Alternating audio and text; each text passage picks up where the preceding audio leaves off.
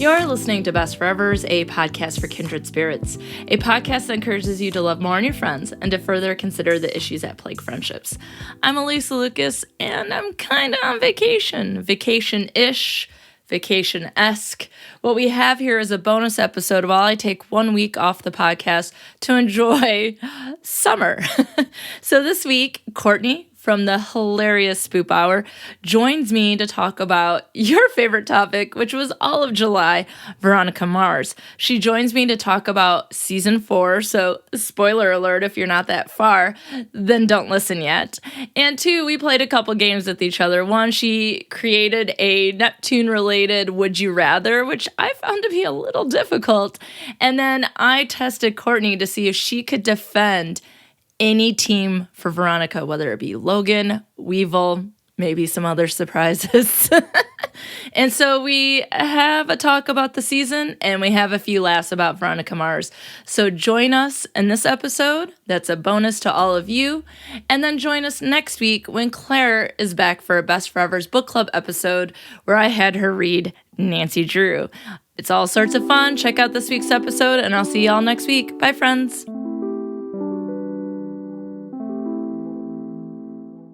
Hey everyone, it's Alysa here with another bonus clip / fun activity related to a Veronica Mars, because July... It's a bonus-ode. Yeah, it's a bonus-ode, because July is dedicated to marshmallows, Yay! And I have Courtney here from Spoop Hour. Hello! And Courtney is so good at creating games that she put together a Veronica Mars-themed Would You Rather. Yes! And I'm very excited to play. So, all right. So, standard rules of Would You Rather apply. You gotta pick one. You cannot choose death. It is not an option. Some are gonna be, I'm assuming some will be easy. As I was going through, I was worried a lot of them were gonna be easy, but maybe they're tougher than I feel like. So, they're probably tougher than you think. Every single one of them is based on an actual thing that happened over the course of the series. So seasons 1 through 4. Oh, so spoilers I don't in case think it has you have... spoilers. I mean, well, it has just in spoilers case. for Veronica ultimately working at the Hearst Library, so you know she doesn't end up in the newspaper. But like, yeah, but like nothing like crazy. Okay. So first one: would you rather kidnap the pan-high goat or be Horny, the rhinoceros mascot from Riverdale High? This is from Betty and Veronica, the episode in which Polly, the Neptune parrot, is stolen, and then they steal the pan-high goat, and Veronica goes undercover as Betty from Riverdale High, and she says she was Horny, the rhinoceros mascot. Well, how long do I have to be in the costume? Because I'm really not in the business of animal theft, so I'll go with the Horny mascot. I think that's a good call, because if you kidnap the goat, you also then have to care for the goat, and goats are not easy to take care of. Well, if you've seen one of the final episodes of the Brady Bunch, Greg and his friends steal a goat from the high school that's the mascot, and it just tears apart the Brady house. So, don't do it, kids. No, it's better to be Horny the rhinoceros. It's not worth it. Would you rather have a drink at Comrade Quack's or the breakup chocolate cake at the Brew? Oh. The self-pity chocolate cake that Veronica serves to Wallace when Jackie disappears. Spoiler alert. Yeah, well, here's the thing. I like cake, but Comrade Quack seemed pretty cool except for the whole explosion thing. And that was outside of everyone's control. That's not like... Yeah. It could have just as easily been the Brew blowing up. I'm going to have a drink at Comrade Quack's because I prefer vanilla / white cake. There we go. That's a great reason that I was not expecting. And I also liked that the first text that I got from Courtney when she was watching Season 4 was, I think it was episode 1, you're like, I need a Comrade Quacks t-shirt immediately. Because it says, get your ducks wet. I seen one online. I'm going to find it. Because, like, one, I love that it's called Comrade Quacks. That's amazing. That's all I want in a bar name. And 2, because, like, she shows up at the town hall meeting and she's like, we can't have suggestive shirts, so here's our shirt, and it says, get your duck wet, and I love it. I just want one so bad. So I would also probably choose the drink at Comrade Quacks. We need to get matching shirts. We should, and then every time we record together from now on, Comrade Quacks. Yeah, Comrade Quacks. Woo! Quack, okay. quack, quack, quack, quack. Would you rather have Vinnie Van Lowe tail and photograph you, or the castle secretly record your room? I'm gonna go with Vinnie Van Lowe. Good call. Because I don't need people, like, up in my home and stuff like that. That seems a little too invasive. But Vinnie thinks he's a good PI, but I don't think he's that great. Exactly. So I feel like I could handle him. I'm more likely to do something embarrassing in the confines of my home than I am when I'm, like, out in public where Vinnie could easily, like, surveil me. Yeah. So, like, he's gonna get me, like, having a wedgie at the gym versus, like, flopping on my bed naked and looking at my phone for 20 minutes after a shower. So, like... I mean, same. Yeah. So, like, I would rather me with the wedgie at the gym be out there from Vinnie Van Lowe than people being like, oh my God, she still hasn't put clothes on. Stop looking at your phone. You have a day to have. Yeah. Well, the other thing is, like, I feel like Vinnie Van Lowe, when he's out surveilling, he's probably just singing songs like "Private Eyes Watching You." Yeah, he's gonna have a great time. And so then I'm gonna know he's there because he can't stop bringing attention to himself. Yeah, he seems like a fun dude who's just maybe not scrupulous. Yeah. Anyway, would you rather do karaoke at karaoke night at the Brew or streak your psychology class at Hearst? Oh, God. I'm going to do karaoke. Good call. I don't need to be... Well, publicly here's the naked. Thing. I mean, I'm a teacher, so it's probably not a good idea that I be streaking anywhere. That is true. You especially should not streak. Yeah, and karaoke, I could do Spice Girls, I could do Madonna. I'm fine. Yeah. That's fine. People sing along. There was a place in college called AJ Gators, and on Friday nights they did karaoke, and nobody loved it as much as me because I love karaoke. Like, I'm not a great singer. I'm okay, but I have a lot of fun, and you can get like, we did, a friend of mine and I did Shaggy's "It Wasn't Me," and it was great. It wasn't me. It wasn't me. Well, it was so good. The difference between the two scenarios is, one, people are enjoying it with you, and then the other one, you're on your own, and people are gawking, laughing, and taking photos. They're enjoying it at you rather than, like, with you. Yeah, I think it's a question of, are you more prone to being embarrassed about nudity, or are you more prone to being embarrassed about, like, doing an embarrassing activity like karaoke? I'm like everyone else. I'm embarrassed by nudity. Hello. Yeah. Again, I don't want Castle seeing how long I look at my phone with my hair in a towel. All right. Would you rather prank the English teacher's car with Weevil or trick the pro hunting guy into wearing a Meat is Murder shirt with Mac? Oh, I do like Weevil. But again, that seems more criminal than the shirt situation. And I am such a rule follower. I'm going to say meat shirt with Mac. Solid. I think the only reason I would probably pick the Weevil one is because I want to know how he did it. Yeah. Because they make a joke about it in season 3 when Veronica's like, how'd you do that thing with the car? But then it still doesn't get addressed. I was waiting for it and it doesn't come back. And I'm like, someone tell us. I guess that's the only reason. Otherwise, I don't live a life of crime. Neither do I. I'm very straight-laced. All right. Would you rather work at the help desk in the Hearst Library or as the hostess as the Brew? Veronica's 2 jobs in high school. Easy. I'm working at the library. And here's why. I've already worked at the library. I worked at the information desk at Michigan State University. Go Spartans! Hey! So you'll get the job, too. I have never really had a job where I waited on people with food. I worked at a movie theater, and that's about it. So this is not the time to start, because I don't need people like Jackie getting up my shit about making them a macchiato when I'm on break. So, but people are super rude to wait staff. Yeah, in the library, usually people are desperate to finish a paper, so they're usually nicer. Yeah, if you're at the point where you're asking for help at the help desk of the library, like, you are already in a vulnerable place. It's serious. So you're going to be nice. Do you want me to help you, or do you want me to be like, you're on your own? You're on your own.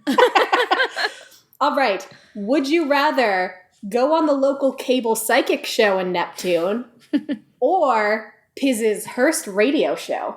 Oh, God. Okay. Well, Pizzahurst radio show is probably more like a podcast, and I'm familiar with that. But I really want to know about my previous life, so I'm going on the psychic show. I will see you there, because same, girl.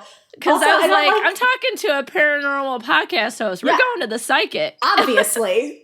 Amazing. I wish there were a local cable access psychic near me that I can go to and then talk about it on my podcast. And also, it is like podcasting, but weirdly, the radio booth has the glass window and it overlooks the cafeteria. You're going to get all kind of sound bleaching through. Come on. And let's be clear. Pizza show... It's boring. Not good. It's super boring. Mostly from what they show of it, it's a lot of dead air.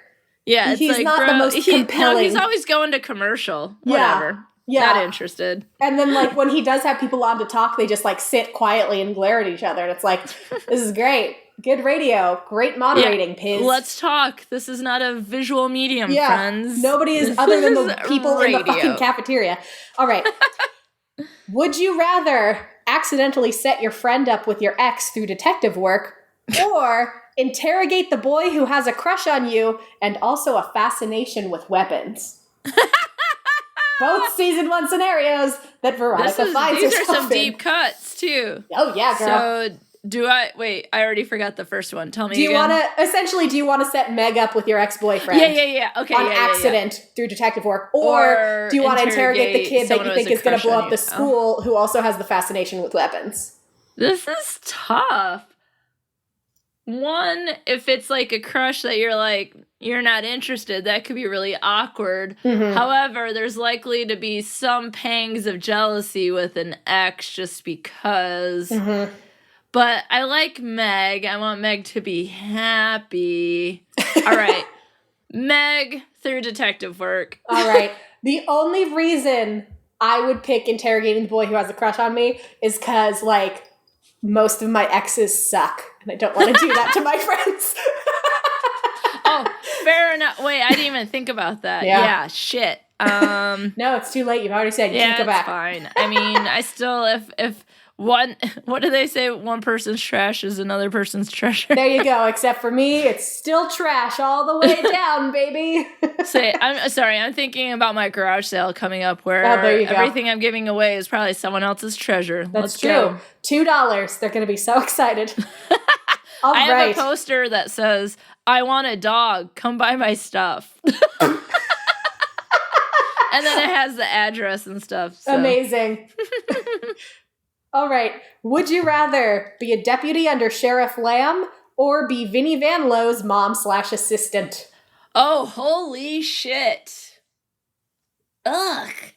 Those are some really bad options. I was like, they can't all be fun and whimsical. At least one has to be hard. Because Lamb is... Here's the thing. We spend the majority of our time at work. We do. This is real talk. And he's a horrible person to work for. Mm-hmm. But I guess if you want to but if you want to get away with not doing much at work, then you can work for Don Lamb. That's true. But then you're Vinnie's assistant. He's not nice to his mom is the thing. The one episode we see where he interacts with her in a business context, he's not nice as a boss. So yeah, I think I'm competent enough to do it without having to interact with him. I say Vinnie Van Lowe. Good choice. I would say the same because she does buy a box of the stand-in for Girl Scout cookies. And I'm like, yeah. Girl Scout cookies. I'm on board. Yes. Thin mints. Let's go. Here we go. It's a crime one. Would you rather steal money from the Neptune High Winter Carnival or kidnap Polly the Parrot to rig the Neptune Pan High game? Well, I have student loans, so money. Obviously, yeah. And if you don't know how to handle a goat, you're certainly not able to handle a parrot. That's true. No thanks. Yeah. And what does fixing a game do for me? Nothing. Well, it's so he could bet big on Pan. So steal money. But do I get money? You would, in theory, because that's why he stole the parrot. Yeah, but I know how much I'm going to get with the carnival. I'm still saying carnival. Okay, that's a safe bet. Your logic has won me over. I was going to say parrot because when I was little, we had a parrot. And even though I was terrified of him because he bit everybody except for me, I I do. I am familiar with them as a concept. Yeah. All right. I'm going to say no. Animal napping is in my future. That's a good call. Other than the dog that you're going to get after you sell all your things. Exactly. All right. Would you rather attend Madison Sinclair's birthday party or get mani-pedis with Celeste Kane? Oh my God. You can see I was making it hard at the end. Well, okay. So Madison Sinclair's party is going to have other people at it, but mani-pedis, you have to be near Celeste. But you're still getting a mani-pedi, which is pretty nice. Oh, yeah, that is a plus. God. I think for me, it would depend on if she's paying for the mani-pedi and if it's like a super nice place. If she's paying for it, then I will go with Celeste because at least I get something out of it. There's nothing to get out of going to Madison Sinclair's party. You just kind of survive it. The only thing is that you can kind of save yourself from the fact that you really don't have to interact with her because it's a party and she'll be interacting with other people. Mm-hmm. Okay, mani-pedis with Celeste. Besties! Yay, BFFs! Yeah, I think that's how I would. Because, like, I could see her picking, like, a really nice day spa where they're going to, like, give you the good massage and they have the, like, $8,000 massage chairs. Yeah. Yeah, and, like, my nails will actually probably be painted in gold, so. Oh, yeah, that's true. And then you can scrape the gold off and buy your dog. All right, last one. Are you ready? Ooh. Yes. Would you rather go surfing with Dick Casablancas or have a study session with Gia Goodman? I'm going surfing with Dick. All right. I was trying to think of a scenario that would essentially pit who do you want to hang out with, Dick or Gia? Dick. Yeah. And it's only because, and I said this on episodes, I probably said this in our bonus stuff, but Ryan Hansen plays him so endearingly that I find him much more endearing than Gia could ever be. So I'm picking Dick. I'm picking Gia only because I'm not a strong swimmer and 100% I will drown. Gotcha. So I'm choosing life and staying on dry land. Well, here's the thing. I mean, Dick's probably smoking pot and might not even get to surfing. So that's very true. So then you just stay on the beach and just hang. You just hang out on the beach. Solid. That was a lot of fun. Those are some of those are really hard choices. Like Madison Sinclair versus Celeste. They both suck. There's no winning.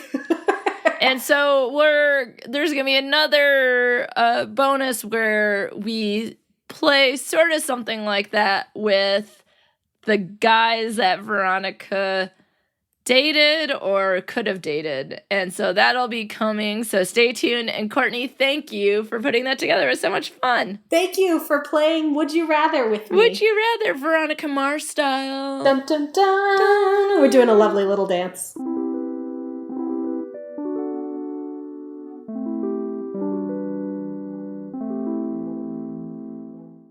So Courtney, what were your overall feelings about season 4 of Veronica Mars? So I have a lot of feelings about the season because overall I did enjoy it. Mm-hmm. But then, spoiler alert, what happens in the last 10 minutes kind of colors my overall perception of it. And like, so things that I was making an excuse for in the lead up to that episode then became kind of like, well, no, if this is what you're going to do, then yeah, I take some serious issue with the things that I thought were just like, okay, well, in favor of story. So, yeah, and we can, I think, talk about it openly because this is a reaction to season 4. And so in the last 10 minutes, we discover, although we don't see that Logan character, because basically the case of the season is them focusing on serial explosions and trying to figure out what's going on. And they catch the guy, but he has left behind one more bomb to their dismay, and it was in Veronica's car, which I guess his little saying about doting on heroes could have worked for either Veronica, maybe, or Logan, but Logan went to move the car, and there was an explosion, and then there is sort of a denouement, if you will, of the show that it seems as if he is dead. And I'm still like, didn't see it. Rob Thomas could bring him back. I was firmly on the didn't see it. could be a fake out train depending on like if they're going to get another season or whatever. But then the post-mortem interview came out and that really soured me on the season because in the post-mortem interview, Rob Thomas talks about how he's interested in Veronica as a, quote, wounded creature. Mm-hmm. And I take a lot of issue with it being 2019 and we are still placing value on our female characters for what they can endure. Because here's the thing about trauma. Veronica, just in the show's original run, undergoes sexual assault. She loses her mom. She loses her best friend to murder. She gets ostracized by her community. She's on her own. She gets bullied repeatedly. All of this horrible shit happens to her, and she never addresses it. And so going into season 4, I was hoping to see like, okay, we know going in because of all the interviews leading up to it, it's going to be lots and lots of therapy, Logan. And I'm like, hopefully that means Veronica's gotten some therapy too. Yeah. She hasn't. And in fact, she's kind of an asshole about it, which I did not care for, was her actively mocking Logan for going to therapy. I did not care for that. And I think that's a problematic view to take, especially given that Rob Thomas wants to keep traumatizing her. You don't have to keep traumatizing her for her to have the after effects of her initial trauma. Yeah, she could still be dealing with the murder of Lily, and she is, you know? And so for him to come out and be like, she's got it two together. I want her to be more hurt, so I want her to have her husband die on her wedding day. That really bothers me because if you don't address your trauma, and especially when you have the volume of trauma that she has gone through, that we've seen her go through, and we know she doesn't get help for it because she's mocking Logan for seeking help, it's still going to impact you on a day-to-day level to the point where if you are only interested in Veronica as this wounded creature, then she's still wounded because she's never addressed, like, these were all horrible things that happened to me and I need to relearn how to interact with the world instead of just lashing out from this place of hurt.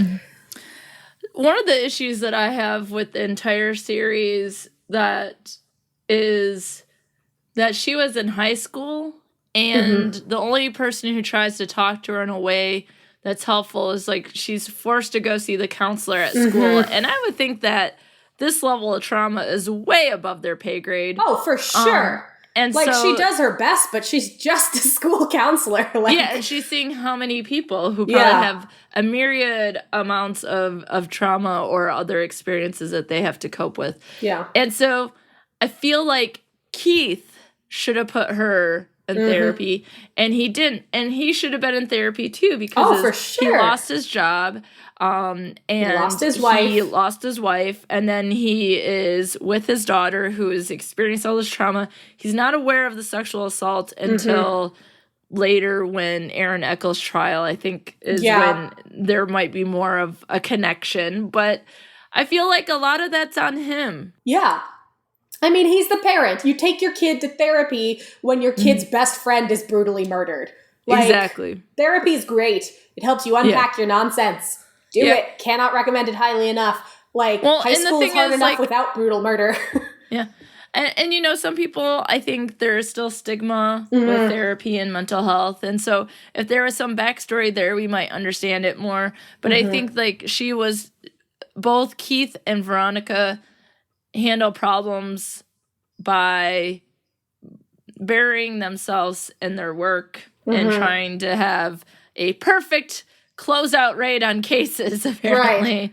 Right. And so I feel like there's a lot of things, even just the work that she does would call for her perhaps to see a therapist, right? Yeah. That just checking in to see if your self-care is good because you're working with people who are criminals or you're dealing with women who've been raped, like in season 3, your dean who you were fairly frequently in contact with has apparently committed suicide. That's a murder. Yeah. Your teacher that you thought fondly of for some of the time has accidentally murdered someone else. the dean's wife who they were having an affair with. There's just a lot of, I think, you know, in defense of Rob Thomas, I think that everyone on that show is surrounded by wounds and flaws. Right. However, I agree with you that she doesn't need to be constantly undergoing new trauma. Right. Right? She's got, like, let's just go based already got enough. How many times have people tried to kill her? Yeah. Because it's like probably 5, and that's way too many. Well, I mean, I watched all 16 seasons of CSI one summer, and I was like, who the fuck would work here? Yeah, that guy's been kidnapped like twice. That guy was murdered. This person was kidnapped. This person was almost murdered. And so in some cases, if you look at CSI over 16 seasons, it's similar to what Veronica Mars is doing, but they only had 4 seasons in a movie. Mm-hmm. So some of those things, like, we don't care if it's other people. We don't care if it's Madison Sinclair because she isn't Veronica. Mm-hmm. She isn't Logan. Madison Sinclair isn't Logan. And I think if they hadn't killed Logan, it would have been Keith. Yeah. And I mean, I think that in some ways, had the season come out directly after season 3, and something happened to Logan or something like that, I think it would have made more sense then, kind of all these things connected to each other somehow. Mm-hmm. Maybe Clarence Weedman has something to do, like the Canes. Well, this is something I've given a lot of thought to, because at the end of season 3, we see Logan getting threatened. He beats the shit out of a kid whose dad is in the Russian mafia. Mm-hmm. And the kid is like, you're dead. And his dad is in the Russian mafia, so that's not an empty threat. So I think what upsets me about this season isn't the death of Logan, even though obviously I'm very fond of Logan. Yeah. But it's just this idea that we have to keep holding our women down so that they'll be interesting. And it's like, I was hoping going into season 4 that it was going to be kind of what the books were showing, which is you have this person who like spent most of her life trying to get out of Neptune. And then she finds herself back because the people she cares about are there. So I would have been interested to see a story evolving where it's like, I don't like being here, but the people I love are here. So I need to make this a place where I'm okay with the people I love being here. So like kind of trying to bring... So it's almost like a conflict about having similar goals or being in similar locations. Like, why is Keith so connected to Neptune? Yeah, why doesn't Keith leave? Like, why don't they just, like, he can be a PI Mars anywhere. Investigation and just move it somewhere else? Or that there was conflict over Logan's job because he gets called away a lot. Right. Or, you know, something like that. So I think... And even like Wallace and Mac are shown to now have ties because Wallace works at Neptune High now. Mac works for Kane Software, we know from the movie, but Tina Majorino was like, I don't want to be a background character, so she turned down being in the season. But they both have these ties to Neptune, so for me, it would have been a more compelling narrative to see like, okay, we're all, for some reason, y'all insist on being in this town, so I'm going to fight like hell to make it the kind of town that people I love can live in safely. Yeah. So that it's not a trash pile full of crime and horror. That might be a little too optimistic, Veronica. So I would have been okay with conflict over her wanting to leave, but everyone being there, her going on like interviews, or her and Keith butting heads. And I still think one of the things that I don't think they ever address, I think is critical, is because of Veronica, he made the decision to do what he did to the evidence. Yes. At the end of season 3. Yes. However, I think that some level of resentment or, you know, some sort of conflict with that would have been interesting in the movie or in this season, or that the fact that they're both in the same office, that they can't just get along and it be like firing out cylinders all the time. There's got to be some conflict there as and just father the standard and daughter. Conflict of like Veronica is now in her mid-30s, I believe, based on the math of the show. Yeah. And she still spends a ton of time with her dad. Of course they're going to butt heads because that's what you do with your parents. You can love them dearly, but still if you're spending all day, every day with them, it's like, oh, you get on my nerves.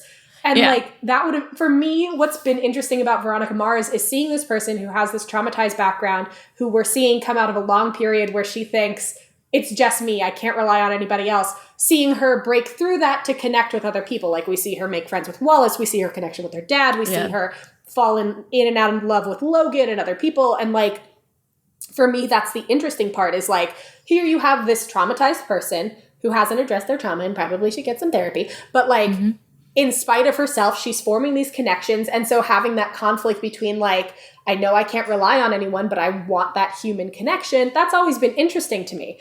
And like, of course I love the mystery aspect of it. I love crime. I love crime. Yeah. But for me, as interesting as this case was, it wasn't an interesting enough case that future seasons they've described they want to do like exclusively like Murder, She Wrote. It's just Veronica, no Keith, no Wallace, no Neptune, nobody, just Veronica solving crimes. And that for me is not as big of a draw. I want to see Veronica interacting with these other characters that I like. And I want to see her trying to grow as a person and trying to break out of these self-destructive patterns that she was clearly more obsessed with in the movie. Yeah. So I did appreciate in the season though, because I think it makes sense that the conflict that her and Weevil have. And so I did appreciate that. But as you said, like the character Mac and like Wallace are not as large characters here. Yeah. I like to see a little bit more there, but I also see what they were trying to do. My friend Tierney said that what she was missing was that each episode have like a minor mystery going on while there is a larger mystery to resolve. Yeah. And I think that might also be a way to think about it that could be helpful in terms of what I might have been missing. I think it was designed to be binged. So they didn't focus on like having episodic mysteries because they're like, you're going to watch all of this in 8 hours. So and I wish they would have done something more and released it over 8 weeks. I think that also would have built in an investment, that I think could have had more of an impact. But I mean, I still enjoyed it. I think one of the things that, as I mentioned, had this happen right after season 3, it makes sense. It kind of reminds me of the Gilmore Girls revival where they wanted to immediately start where Rory was, but then 10 years had passed. So Rory isn't someone who just graduated from college. So it feels weird that Rory is making these decisions as a 30-something-year-old. Yeah. Not saying that 30-somethings can't make whatever decisions they want. Right. It just doesn't feel like the right time. And in some aspects, I feel the same way. Because I feel like, in this case, then, what is leading Veronica to get help is the fact that Logan died. So all these other traumas were not enough for her to seek out help. It is truly losing, quote unquote, the love of her life, perhaps, that and what he wanted for her was to go to therapy. Right. So, and I do think that the message that he leaves for his therapist and then she's listening to in the car as she's driving wherever she's going, is that he's like, she's the strongest person I've ever met. And I think that's getting at the wounded part that Rob Thomas it was getting at. So, I mean, I can understand why people are mad. I think there are a couple things I like to do differently. I still enjoyed the Gilmore Girls revival. I still enjoyed this. I want to know how Wallace met his wife. Can we get some more background information? That's the other thing that bothered me in terms of like friendships of it. And I know I'm jumping the gun, but no, we can segue into what you thought about friendships in season 4. Great, because it really bugged me that Veronica goes to dinner at her best friend's house and is on her phone the whole damn time. I'm like, Veronica would never, even at her most like monomaniacal, I have a case, I'm gonna find who killed Lily in high school. She still had time to be a friend to Wallace, but somehow, did she? I mean, she wasn't a great friend. But like she had a flip phone when she started and then a sidekick. Now she's got everything at the palm of her hand. I know, but I think just don't, when it's like a case that's big, I think she does get sidetracked. I don't like that she does it, but I don't think she's so beyond doing what she did. I just think that you can't have. So here's the thing. Like, that's the other thing. I wish Dick would have changed a little bit more, and I wish Veronica would have changed a little bit more, because we're not exactly the same as we were when we were 16, 17, 18, 19 years old. No. And they're now in their 30s. And, let's have adult conflicts. Right. Like I would have loved to see a Wallace more than just like Veronica, you so silly, you're looking at crime on your phone. I would have loved to have him be like irritated with her. Why do you come to my house if you're just going to look at your phone the whole time? Yeah, something like, you won't be invited back here if you like let them have conflict. And I she liked did how that scene started with like Logan playing with the baby and being like, what did you call it? It's that weird thing. Kids, weird, right? Because like it is odd when your friends start having kids. And like I liked that. And I was like, ooh, I hope there's more of this in the season. Nope. Yeah. Yeah, So, I mean, I'm someone who will always ask for more Wallace. I mean, yeah, obviously. He's a delight. And if we could make like a Sean Gus psych team with Veronica and Wallace in the future, I mean, I'm fine with that. Yeah. And like that's also what kind of bothers me about the killing of Logan is he's like, we couldn't keep Logan because we'd have to make excuses for him to be involved in her mysteries. And that bothers me. Because, like, he didn't have to be involved in her mysteries. He could just have, like, side expertise of, like, hey, military man, this victim was in the Navy.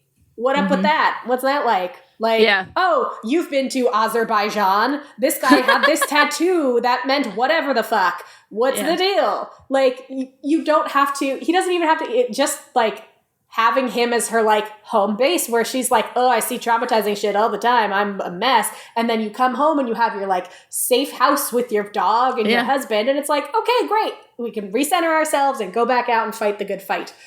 Which is like, why Logan was killed versus Leo, because Leo has a reason to be involved as someone in the FBI. I'm just not as interested in Leo as a character. And, like, I think Rob Thomas is trying to get to what he wanted for Veronica Mars Season 4 had he gotten it after Season 3. Because I don't know if you've seen it.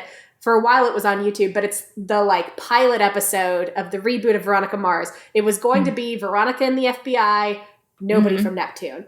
And I think that's what he's wanted to do with the show for a long time. But I'm just less interested in that.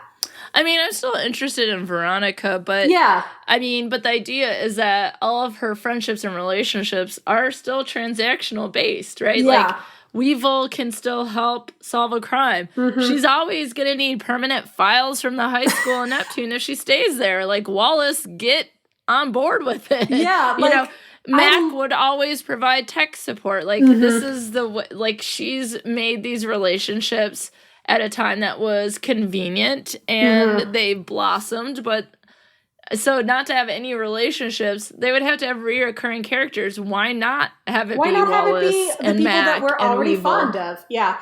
Like, I like Veronica. I don't want this to come across as me being like, oh, I hate Veronica. I do think she was kind of an asshole this season, but I do like her and I'm interested in her as a character, but just seeing her on her own kind of being an asshole to people without, like, the relationships to ground her and without connections to people, I'm less interested in that as a concept than I am in, like, Veronica fighting crime in Neptune with her band of merry misfits. I mean, like, at the very least, she even needs, like, connections to Cliff and Vinnie and whoever's the sheriff, you know? So it's like...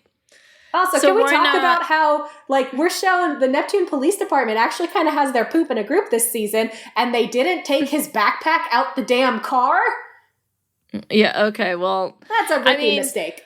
all I want to do is be like, Patton Oswalt, you know you about to be hated forever for killing Logan. Do you really want that to happen? Bless his sweet little heart. I love Patton Oswalt. I'm not going to lie.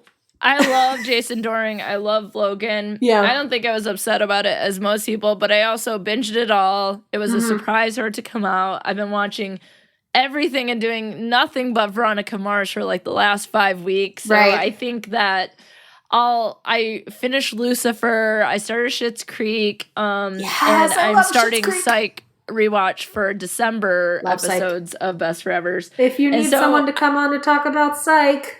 Yeah, I know. I love Psych. I'm so excited. I don't think I'm going to do a whole month, but I'll figure it out. I might do something if they continue to do movies. I'll do something whenever they have a movie. They did announce that they're coming out with another movie. Yeah, it comes out in December. Yeah.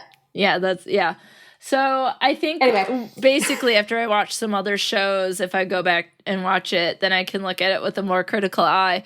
But yeah, she was kind of a dick. I think that people who make fun of therapy are probably people who are afraid to go. Yeah. So that I kind of was like, I get that. I do, but I wish there had been more of a reckoning for that. Yeah. Because, like, we see her in one therapy session. So I'm like, is this her only therapy session or has she been regularly going? Because I want to know. Because, like, even if she's been regularly going, 1 year of therapy is not going to undo 14 years of people trying to kill you and murder you and horrible things happening to you. Yeah, she's basically someone who would probably need to see a therapist for life. Yeah, and there's nothing wrong with that. No, it's helpful. It's great. Love therapy. Yeah, we probably didn't have quite the dramas that she's had. No, exactly. I'm like, please, compared to her, I got nothing. But like, guess what? I love talking to people about my problems.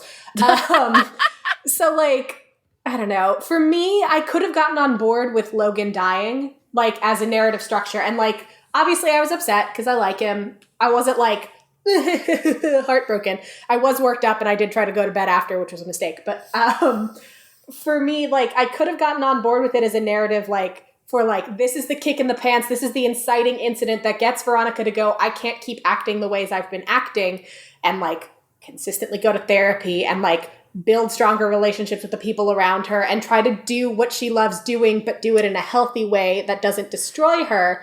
But then the post-mortem interviews and stuff came out, and I'm like, that's not what we're doing here. We're keeping her damaged goods because you think she's more interesting when she's damaged goods. And I don't care for that. Yeah. And so that might have been maybe more of a moving plot point had it happened, like, say, 4th episode or something like that. Honestly, if he had died in, like, episode 3, I would have been like, this is interesting. Now she has personal stakes in this case. And now she's sad and she's got to process, you know, I wasn't in a great place with my long-term partner when he died. And now I have to live with that and I have to process that and I have to go through those levels of grief while also trying to avenge him. That's great. I want to watch that. That sounds great. They could have Sex and the City'd it and had the ending be that she got jilted by Logan because she wouldn't go to therapy. Mm-hmm. She didn't want to do these things. And so it was all about her and never about them. And so I think that could have been another way to do it too. Yeah. People would have hated Logan, but then there's still the possibility of coming back or maybe her exploring meet some new people, Veronica. Yeah. Please, bring more in friends. Tinder or something. That would have been hilarious. There was one episode, I forget, was it season 2?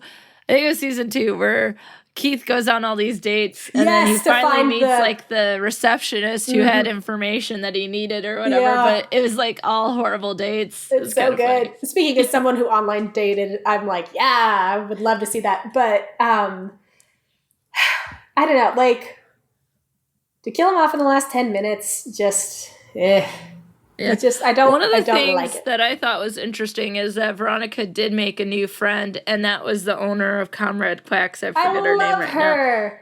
now. And Shelby, there was a lot of conflict in their friendship, and I thought that was interesting. Yeah, I would love to see Veronica making new friendships and having to overcome her own blockade for having friendships. Because, like, you know, she makes the excellent. I know why I'm calling her Shelby, because that's the name of her character on The Good Place, I think. Or it's Simone. I don't know. I don't know her character name, but I love her. I haven't seen Good Place, so I don't know. It's so good. You should watch The Good Place. She has the appropriate reaction to Veronica spying on her. She's like, "Oh, I told you about the worst thing that's ever happened to me, and your response was to invade my privacy?" Mm-hmm. What? And so I would love to see, because like that's the thing that I don't like about this implication that women can't be interesting if they have relationships because their life is too perfect. I have been dating the same person for 4.5 years. My life is not perfect. Sometimes I'm sick of him. Sometimes I'm sick of regular parts of life. Like there's always going to be conflict because that's being an existence. Like that's being alive on this world. So like, you can have conflict with people who are still alive. And I think they prove that when Veronica makes a new friend and violates that trust. And that's the kind of thing that like you can see in long-term relationships, because even though she and Wallace have been best friends for forever, like I invite you over to hang out with my cool wife and my rad baby and you're on your phone the whole time. Let's fight about it, because people fight. Yeah, well, and I think that her new friend is holding her accountable, that people who've been around her since she was a kid or since this trauma began weren't able to hold her as accountable for. I think she appeased them at the times of conflict, and I think that in this case she was held accountable for what she had done. Her name is Nicole. I just looked it up. Sorry. What's that? Her name is Nicole. I just looked it up. But yeah, Nicole does... call her out in a way that other people are like, don't. Probably because she doesn't have the history with Veronica knowing all the trauma about her. So she's like, I mean, I'm sure you have your reasons for acting this way, but WTF. Yeah. Which I would like to see more of that dynamic. But if she's just going to like skip town and we're never going to see Nicole again, then I'm just going to have to hold on to my Comrade Quack shirt. Yeah, we're definitely, that's like one of my favorite things. So this is how we'll wrap this up. What was your favorite thing about the season? I think besides Comrade Quacks, my favorite thing is that the dog's name was Pony. So Veronica actually got her pony. She got her pony. I really enjoyed that. This is like, I know it was strictly a fan service scene, but I think it was some of the best banter from the season where Veronica is standing near the like two beach hotties and they're all like ogling Logan. And she's just like, come move my fridge and maybe a hand job. And he's like, eye contact? And she's like, ugh, stop talking. You're making it worse. I really enjoyed that exchange. Yeah, and that scene was great. Very James Bond when Daniel Craig comes out of the water in his first Casino Royale James Bond movie. And it's like, oh, hello, wet hottie. Everything with Nicole, I really enjoyed Nicole. I liked that she is like... She's not the person who you would think of as having Comrade Quacks because she's not a party person. She's not a spring breaker or whatever. She's just like, I don't know. I just want to run a business. So here I am. And then she just like beats the crap out of people who give her trouble. Like, respect. Yeah, I think there are some connections that Nicole and Veronica can have, and I think it would be interesting to see new friendships, but then also old and new friends connect together and some more adult conflicts. So we'll see what Hulu, Rob Thomas, Kristen Bell, and the rest of them come up with. Yeah. But nonetheless, I'll probably still watch because I love Veronica.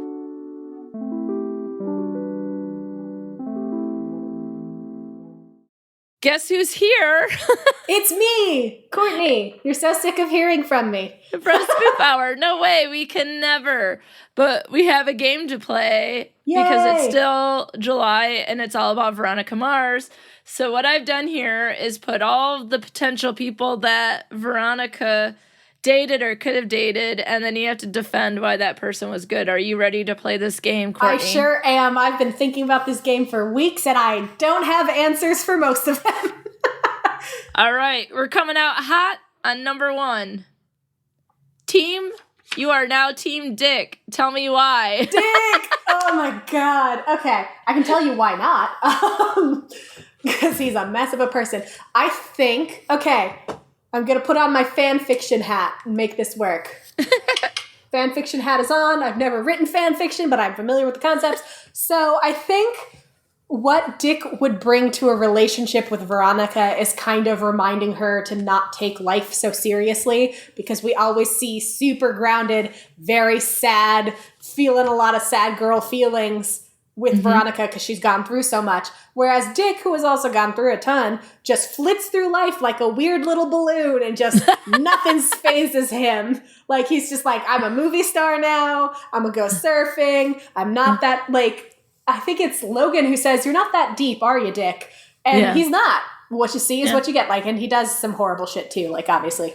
But I think what he would do for Veronica that is good for her is just kind of like, let her have some fun. Like, let's go surfing and smoke a joint on the beach and get drunk and have a party pig. Like, let's do it.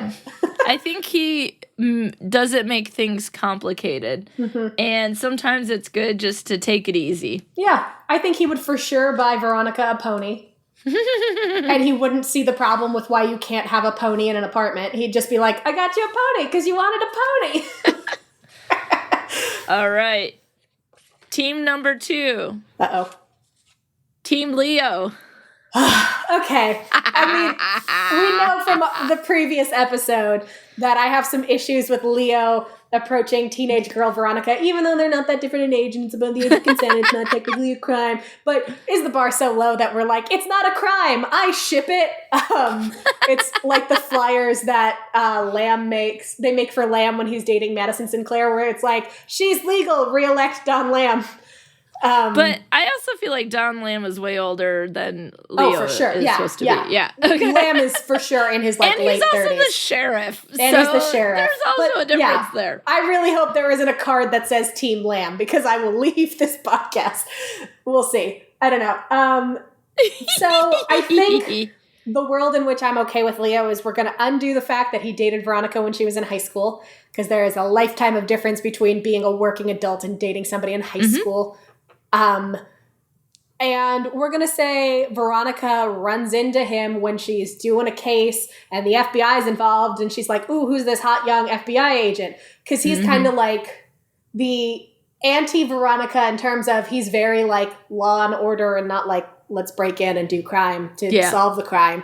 So I think that would be good for Veronica, is to have that kind of follow the rules, lady. Yeah, like don't leave sweater yarn at crime scenes, Veronica. Like maybe we shouldn't do this crime, Veronica. Let's maybe just like stop and think about it. And they have a fun dynamic with the food thing. So I feel like he would take Veronica to some nice fun restaurants. Yeah. So I think I could see them as, so one of the shows that I watched was The Closer with Keira Sedgwick, and then her FBI, so she's a cop, and then she has the FBI boyfriend, and I'm blanking on his name right now, but they have a good working... What's that? Kevin Bacon, because she's married to Kevin Bacon in real life. No, that's not who it is. No, but she's married to him in real life. Let me have this. But they have a good working relationship where they can come home at night and talk about things, and the other person understands it, and then sometimes they have to work together. And I think that could be Leo and Veronica. Yeah, I would enjoy that. I would be on board for that. All right. Team Lamb, no! All right. Team Troy, going back to high school. Yikes. So I really liked Troy initially. I think we all did. We all fell for his like charm and like pretty boy, good looks, and like, you know, he's like Dick but smart, where he's like fun and he's in it to have fun and he's wealthy and he's just got it all going for him. But he's also charming and whip smart and likes a girl who's a little challenging and whatever. I don't think he's all about all the rules of being the 09ers, though, either. No. Like, he doesn't care what people have to say about Veronica. Yeah, he's just like, ooh, a hot girl. Let's do this. So, I don't know. But then, like, it turns out he's, like, a crimey McCrimerson who's, like, still into his ex, and ugh, who wants that? This is the one that I've been struggling with. Short-term and fun is what you're saying. I think if he were the person who she goes on a couple dates with him and she's like, he's nice and we have fun, but I'm just not feeling it. Yeah. So like they date for like a month. They go to the movies. They go wakeboarding. Like, you know, he takes her down to Mexico and she's like, I don't super love this, but okay, sure. Let's do this. He's short-term. He's fun. They maybe get to the point where she calls him her boyfriend, but probably not.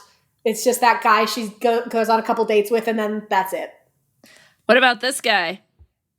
Team Duncan. Duncan's so boring. Well, we know they worked well when Veronica's life was easy. So Duncan is a great person for when, you know, the going is good and the cotton is high and the sun is in the sky and everything's great and you're making hay while the sun shines. So when Veronica's got like all of her things going on, Duncan's a great boyfriend for that because he's just kind of like, he's harmless. You know, there's not a lot to him, but, you know, he's there. He's probably good to cuddle with. Yeah. I mean, he reminds me a lot of Piz. Piz is like a cooler version of Duncan, but I think like he was a good first boyfriend. Yeah. And one that you can think about fondly. And he's the one that you go fondly forever. Yeah, you go, oh, I should look him up and see what he's doing on Facebook. And you see, like, he got married and he's got 2 kids. And it's like, oh, that's so nice. Look, his family went to North Carolina. He's probably got, like, 7 kids. That's true. He's for sure the kind of person who's like, we just want a big family. And they have, like, 14 children. So, speaking of, Team Piz. Piz. Okay, so I don't like how Piz and Veronica get together in season 3. Because I don't think she doesn't seem to like him. She just is kind of like, yeah, I'll date him. That seems fine. But apparently he's a good kisser. Yeah, apparently. Doesn't look like it, but sure. So I think for Piz, he's very much like Piz in the movie. I can see why she wants to date him because he works for NPR. He's the guy, he's got a cool job. He has interesting hobbies and he's just nice and stable. And, you know, all the drama and stuff is fun in high school and college. Yeah. And like, it's fun to get wrapped up in that. But like, you know, I'm tired. Let's just sit on the couch and watch some Netflix. I don't want to get into a screaming fight and then make out with you. Like, let's just put on a podcast and cook dinner. And I think that's Piz. What a nerd. No, just kidding. Obviously, I don't ship them at all, but like, I think if Veronica were my real life friend and she were dating a guy like Piz, I'd be like, oh, he's so good for you. I love him. He's so sweet. Oh, yeah. I'm so happy for you guys. Like, he's the perfect boyfriend for your friend. 15 years into the relationship and someone had an affair. No, just kidding. They stopped dating. They say in the movie they stopped dating for 10 years. No, I'm saying in general. Well, she doesn't actually date Dick. This is a game. That's true.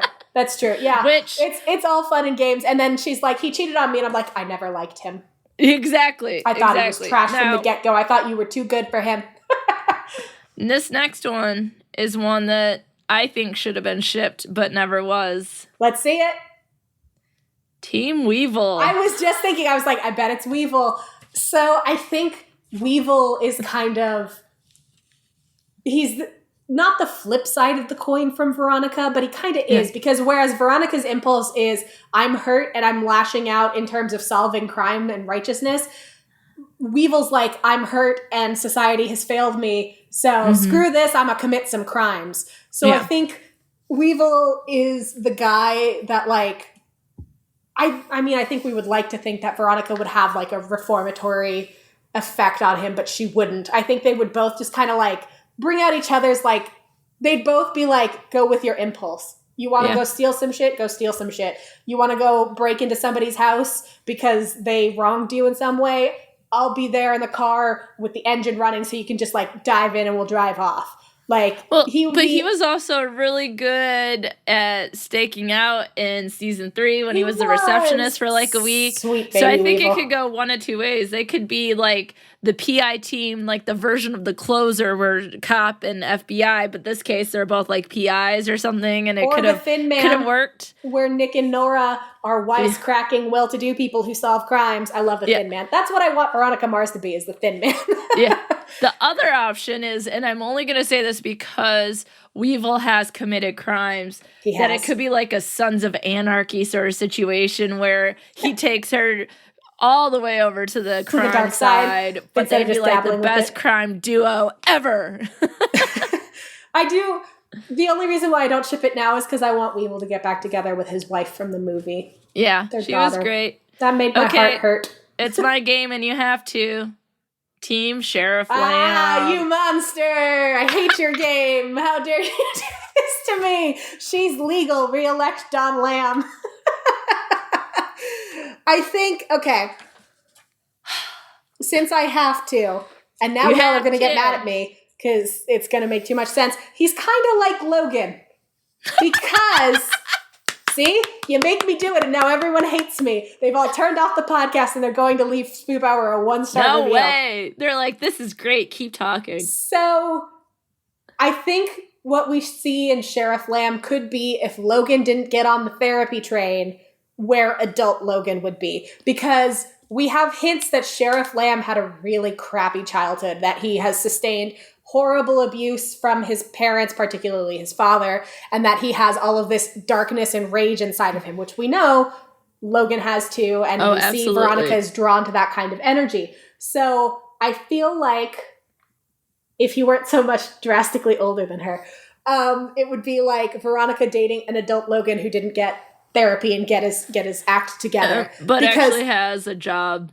Because, like, I mean, Logan is in the Navy or whatever, but I mean, before that, like, he never had a job until then. Yeah, that was, he craved structure, so he went into that. And I think Lamb also craves structure, and that's why he went into law enforcement. Like, he's not He's definitely the guy who went into law enforcement because he was going to get a gun.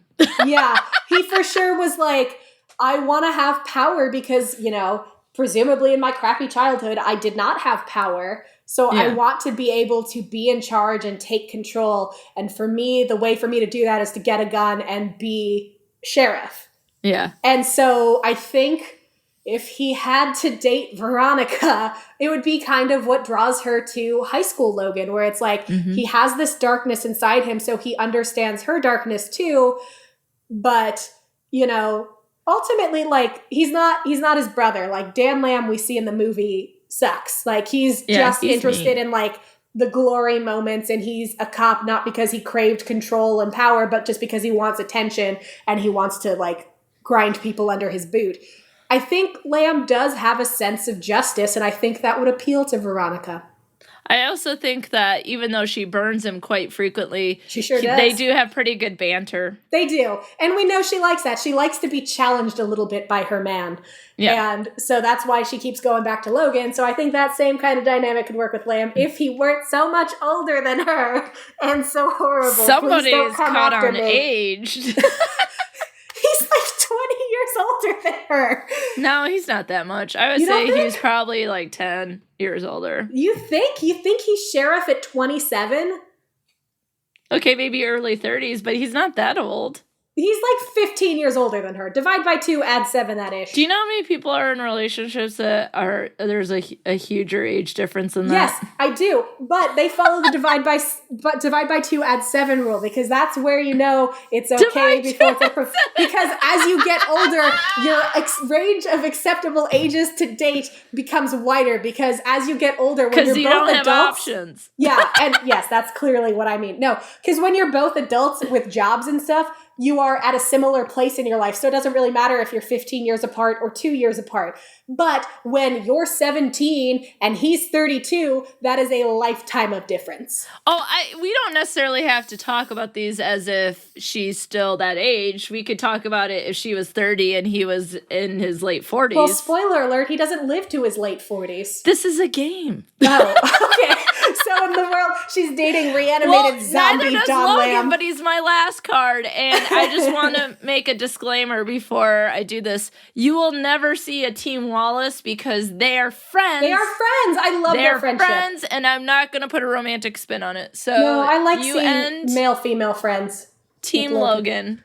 I don't want to come down as sounding ageist in terms of relationship age gaps. I'm just messing with you there too. I just think we see the majority of their relationship when it is super inappropriate. But you're right. Like, somebody who is 49 dating a 35-year-old, it is a big age gap, but they're at similar points in their lives. Yeah. It's not like you're 20 and you're dating somebody who's 40, where it's like, that's too much. Anyway, Team Logan, obviously Team Logan. He has the darkness in him that she has. He has the energy. He calls her on her nonsense, but also like worships the ground she walks on. It's just great. That was the shortest one. You're just Logan. Who could argue with it? Because like for all the other ones, I'm like hearing the thousands of people who listen to your amazing podcast cry out at me. Thousands. Thousands. Being like, no, how dare you say she should date Weevil? You're an animal. But like Logan, obviously, because like.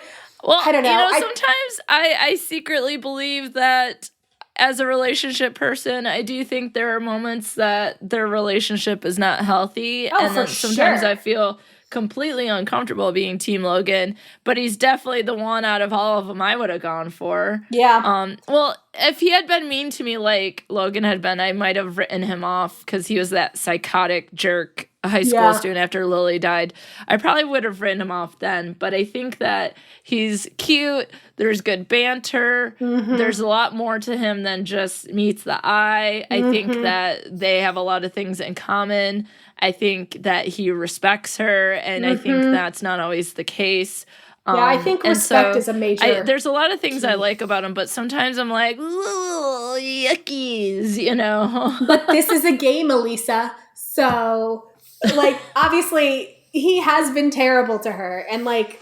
And she's been terrible to him. So it's the kind of thing where, again, if this were in real life, if Veronica were my friend and she were dating Logan, I'd be like... Okay, okay, fully expecting the, like, 11 o'clock at night phone call being like, we got into a fight at a restaurant and can you come pick me up?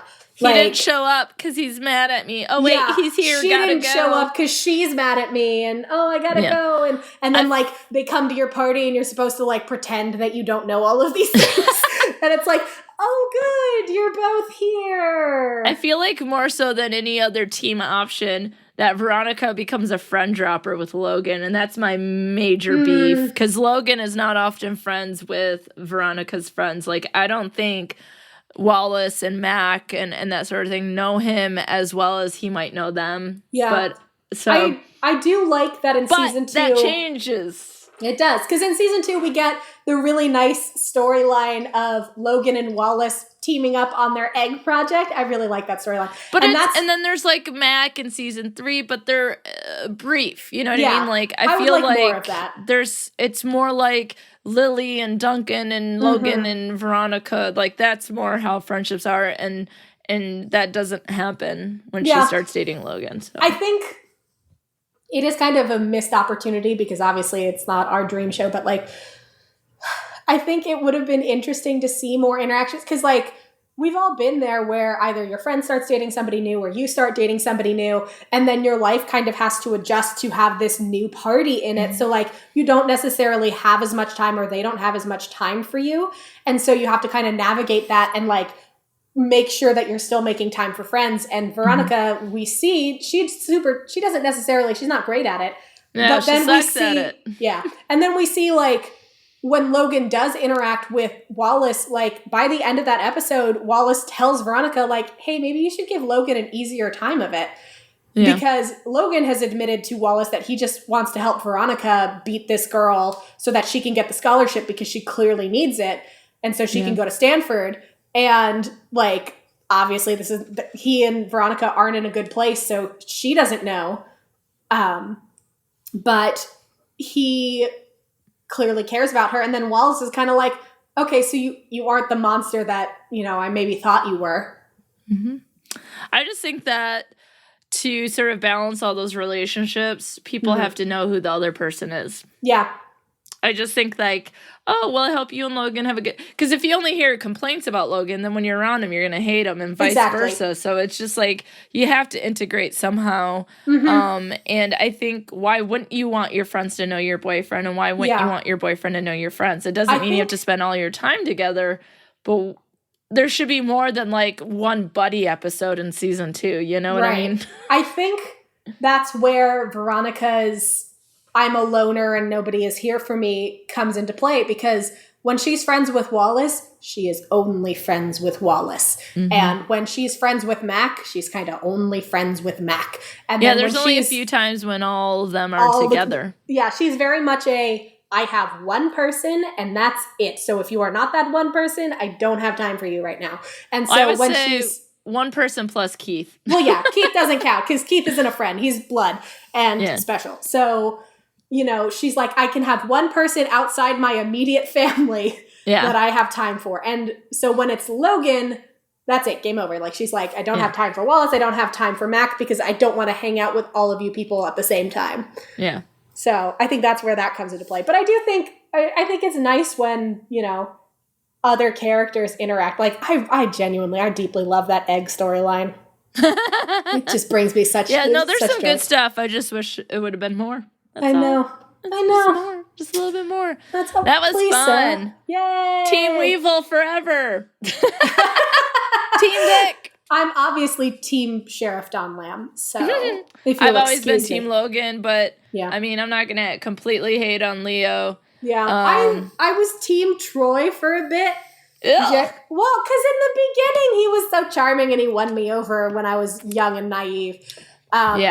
But then, like, as soon as the turn came where it's like, oh, he's like a drug mule who's obsessed with his ex-girlfriend, hard pass on that. Oh, yeah, and then, bye. As soon as, like, she was helping Logan with his mom's case, I was like, I'm listening. I thought that when he met with the counselor and he was like, Veronica was my friend too, and I was That's like, what got you? Oh, there's another layer. Oh, man. That's when I became Team Logan, episode 12, season 1. The official moment I was Team Logan, and this is just sad about me as a person, but it's when he breaks down crying in the hotel because he realizes his mom's dead, and she just kind of holds him, and I'm like, oh, my little heart. For most people, it's the kiss outside the hotel, which, I mean, it's a great moment, but still... Obviously, that's when we're all yes, it's happening. But I was Team Logan prior to that. It's when he breaks down in tears because his mom is dead, and he takes comfort from Veronica, and she offers comfort.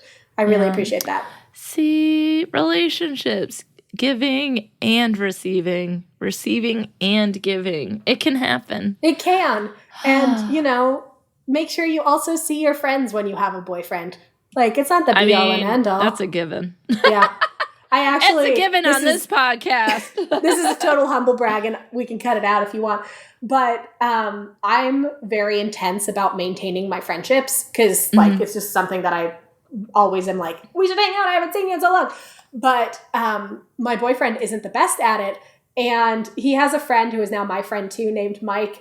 And Mike was usually when my friends get girlfriends, I see them less. But honestly, I see him more now that he's dating you. I've set them up on you might friend be good dates. For that then. Yeah. See? So, Veronica, it can be done. So, yeah. And I think that goes to show is that we can help each other grow in lots of ways. And so Veronica or Logan or whoever she was with, they all need to encourage that. So yeah. And I think that's the thing. That's the pitfall we always see them fall into is either they don't want to grow or they're expecting too much growth too quickly. Oh, damn. You can't do it. Put that on a bumper sticker. Well, thank you for playing my team game. I even made you do Sheriff Lamb. I'm the worst. Thanks for listening to Best Forevers. If you like what you hear, be sure to subscribe, rate, review, and of course, share with a friend. Please be sure to follow Best Forevers on Facebook, Twitter, and Instagram at Best Forevers Pod, and I'm at Dr. Alysa Lucas on Twitter. You can always find the podcast webpage for more information at bestforeverspod.com and share your stories of friendship by emailing me at bestforeverspod@gmail.com. And if you'd like to support the movement to love on our friends more, check out the podcast on patreon.com/bestforeverspod. Now, friends, check out this recommended podcast that you must get in your ear holes immediately.